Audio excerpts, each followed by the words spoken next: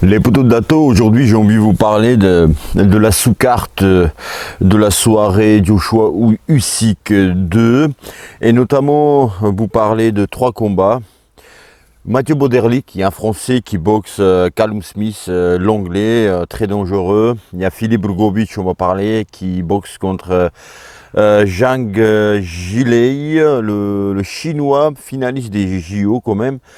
Et de la fille, je voulais parler de revenir sur une fille, les Budato, il mérite qu'on parle d'elle avec un destin complètement farfelu venu de l'espace qui s'appelle Ramla Ali, rien à voir avec la famille de Mohamed Ali. En fait, la sous-carte, les combats avant, le combat vedette Joshua Usyk 2, c'est pas dégueulasse, ils se sont pas foutus de notre gueule, je pense, dans la sous-carte. Oh, il y a toujours mieux, surtout notamment pour les ricains, parce que les Américains, Mathieu Boderlich, le connaissent pas trop, voire du tout. Callum Smith, ils connaissent un peu parce qu'il a boxé Canelo, mais Callum Smith les intéresse pas non plus, les Américains. Filip Drugovich et le Chinois, ils en ont rien à foutre, les Américains. Limite Badou-Jack. Il y a Badou-Jack aussi qui boxe, mais bon, suédois qui est installé en Amérique. Enfin bref, alors que pour nous, les Européens, entre guillemets, c'est-à-dire les Français et les Anglais, c'est intéressant. Pour les Français, parce qu'il y a Mathieu Boderlich et aussi parce qu'il y a Filip Drugovich. Filip Drugovich, c'est le concurrent direct de Tony Yoka. Il devait boxer d'ailleurs Drugovich et Yoka. Et c'est Bakole qui est intervenu et qui a dit non, je veux boxer Tony Yoka. Vous vous rappelez de cette histoire-là. Alors, Callum Smith, il a boxé un autre Français à Sanendam qu'il bat, il l'envoie au tapis et puis il bat à la limite par KO même, je crois. Et puis là, qu'est-ce qu'on nous dit, les Budato? Là, il boxe un autre Français, comme je vous ai dit, Mathieu Boderlich. Mais qu'est-ce qu'on nous dit? Comment on nous vend en fait ces combats-là? Ça soit Mathieu Boderlich, Callum Smith ou ça soit Filip Drugovich, Zhang Jilei. Alors, on nous dit que pour Boderlich et Smith, c'est un combat d'élimination qui mènera le vainqueur à un combat pour la ceinture mondiale WBC des mi-lourds détenu par le Canadien Arthur Beterbiev. C'est pareil pour Filip Drugovich et Zhang Jilei, le chinois. On nous vend aussi ça comme combat d'élimination également. Cette fois, c'est avec IBF et non pas WBC. Mais ça se passe rarement comme ça, les Budato. C'est-à-dire que ça, on nous dit ici, si Mathieu Boderlich ou Callum Smith, le vainqueur entre ces deux boxeurs, va affronter probablement Arthur Beterbiev. Mais va rencontrer et aussi probablement. Il y a deux mots et deux phrases. Pour moi, probablement, c'est pour probable, tu vois. Et limite, c'est impossible. Parce que quand je vous dis ça se passe rarement comme ça, c'est que le boxeur, l'adversaire, là c'est en l'occurrence c'est Beterbiev, il n'est pas obligé de prendre l'un de ses adversaires. Encore faut-il que cet adversaire-là soit numéro 1 de la KT, c'est-à-dire que challenger officiel. Et là, tu ne peux pas échapper. Même numéro 2, tu peux lui dire non, je ne te boxe pas. En tant que champion, Arthur Beterbiev peut dire à le challenger numéro 2, non, je t'ai pas choisi, tu vois. Mais par contre, numéro 1, c'est le challenger. Tu ne peux pas échapper au niveau de la loi, les règles, d'accord? Et donc là, il ne peut pas échapper. Mais bon, voilà, c'est cool, on nous dit ça, mais voilà. Mais ça serait mieux pour Boderlich s'il bat Smith et puis il bat Beterbiev.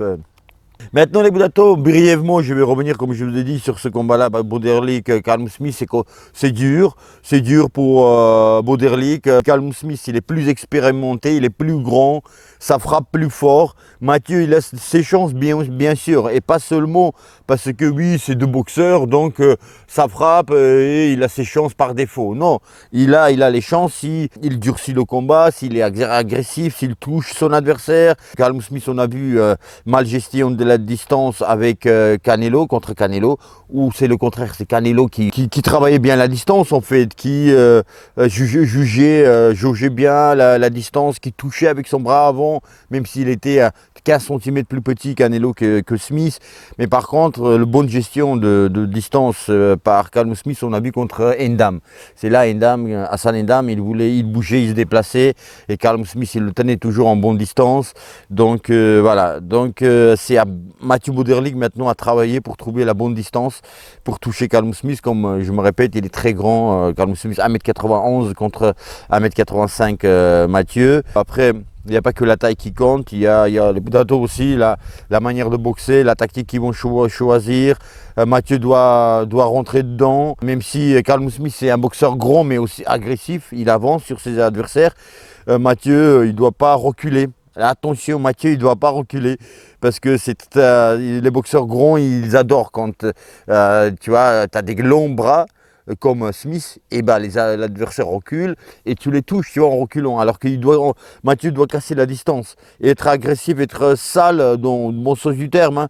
En bas, en haut, tu vois, pas prendre de coups. Enfin, maintenant les Budato, on arrive aussi brièvement Filip Grgović et chinois Zhang Jilei. Alors, les Budato, moi ce que je voulais dire aussi, surtout, c'est que en fait on ménage pas la petite caté des poids lourds, là, les jeunes, là, enfin ménage pas. Je sais pas si c'est le mot approprié, mais je veux dire, on les a envoyés un peu au charbon. Et là, Tony Yoka aussi, tu vois, on les a tous envoyés un peu au charbon.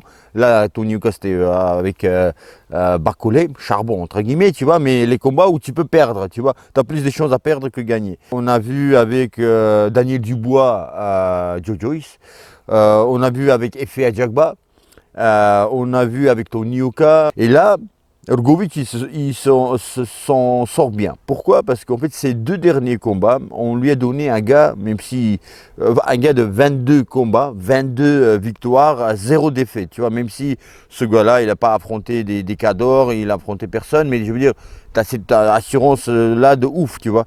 Et le gars, il avait 22 combats, je vous dis 22 victoires, 22 gagnés par KO, tu vois. Un gars, voilà, un gars de Monténégro, tu vois, qui s'appelle Radko Radunic. Il y a un autre boxeur qui était invaincu, l'Allemand Emir Akhmatovic. Aussi, Grgović le bat au 3e round et à l'époque, il est invaincu. Akhmatovic, il est invaincu. 10 combats, 10 victoires. C'est son dernier combat de Filip Grgović. Donc voilà, on lui donne ses invaincus et Filip Grgović, 22 combats, 22 KO, 22 victoires, vous imaginez. Et Grgović les bat tous les deux au 3e round KO technique. Et là, le chinois un géant de 1m98, lourd, finaliste des JO à Pékin 2008. Il perd contre l'Italien Cabanelli, je crois, il s'appelle.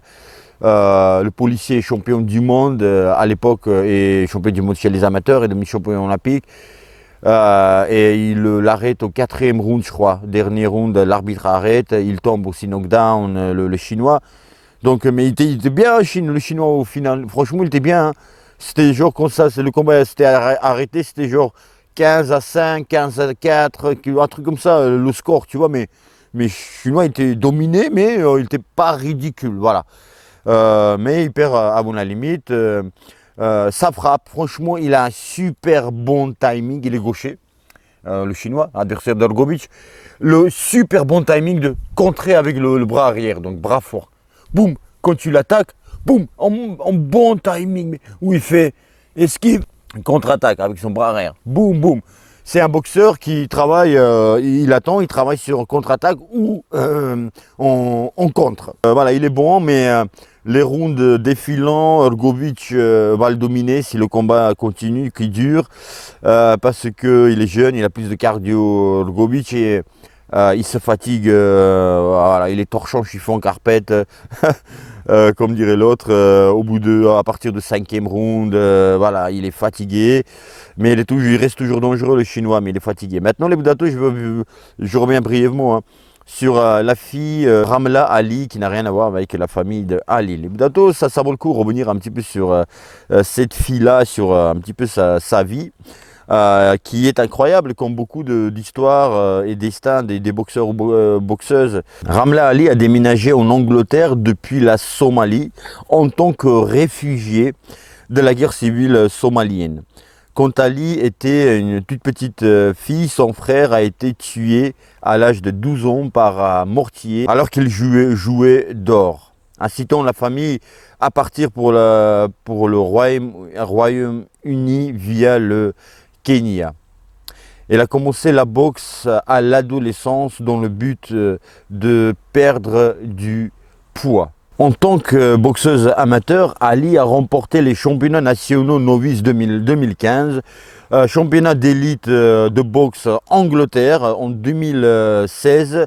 Donc il y a plusieurs tournois internationaux et de l'Angleterre elle gagne. Et puis Ali d'abord a représenté l'Angleterre, mais en 2018 elle a changé pour représenter la Somalie. Elle n'est pas retournée en Somalie depuis qu'elle est partie lorsqu'elle était enfant, mais elle voulait aider à mettre le pays à la une des journaux pour des raisons positives. Elle a été la première personne à avoir remporté un titre de boxe africain et des médailles d'or internationales tout en représentant la Somalie. Elle a participé au championnat féminin de poids plume aux Jeux olympiques d'été en 2020 pardon. Bien qu'elle ait perdu son premier combat, elle est devenue la première boxeuse à représenter la Somalie sur une scène olympique. C'est intéressant. Ali a aidé à créer la fondation somalienne et est devenue la première boxeuse de l'histoire à avoir représenté la Somalie au championnat du monde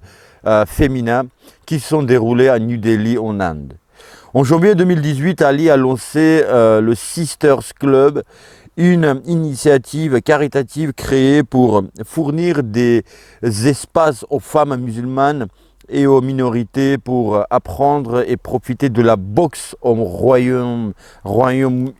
Par la suite, l'initiative s'est entendue pour accueillir également les femmes qui ont subi des agressions sexuelles ou des violences domestiques. Ramla Ali, je ne vous ai pas dit, elle est aussi mannequin et elle est aussi auteure. Elle écrit le premier roman de Ramla, Pas sans combat, et le livre d'auto-assistance basé sur 10 des combats les plus importants de sa vie. Il a également été annoncé que le producteur Lee Machin, nommé aux Oscars, réalisera un long métrage dramatique basé sur l'histoire de la vie de Ramla Ali. Ça aussi c'est intéressant, les Bouddhatois. Après le modeling, voilà, elle est représentée par machin truc, elle est apparue dans les couvertures à British Vogue, machin, il y a 21 trucs, voilà. Alors elle mesure 1m70, elle a 32 ans, elle a 5 combats professionnels, 5 victoires et un gagné avant la limite par KO. Alors, bien sûr que je regardais ces combats, ça c'est l'histoire qui m'a intéressé, et c'est histoires humaines qui sont toujours intéressantes. Mais en tant que boxeuse, c'est pas une flèche, c'est pas, voilà, c'est sympa, elle boxe, c'est cool, elle a des qualités, c'est joli à voir. Mais il n'y a pas de waouh, c'est une future championne. Mais c'est joli, etc. Donc je vais la regarder aussi avec intérêt le 20, donc ce week-end, samedi. Voilà les Bouddhatos, dites-moi ce que vous avez pensé, ce que vous pensez de tout ça. Dites-moi quelque chose, écrivez un commentaire, parce que ça aide pour la vidéo, la vidéo soit recommandée dans les recommandations. Merci. Voilà, je vous dis à bientôt, à très bientôt, et bim dans la gueule de cette fois-ci.